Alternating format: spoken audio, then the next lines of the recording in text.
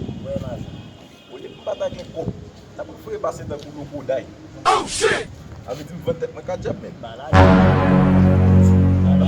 pas fait une vingtaine de ketchup pour que là, ça fait ça. c'est des l'argent, mais des l'argent, des riches, mais.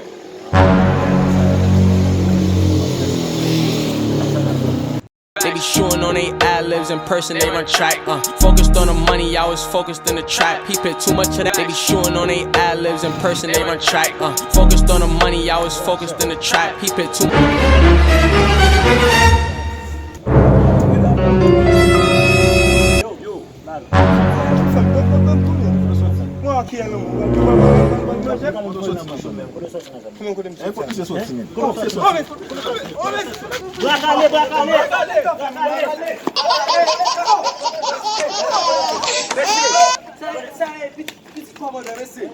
Oh shit!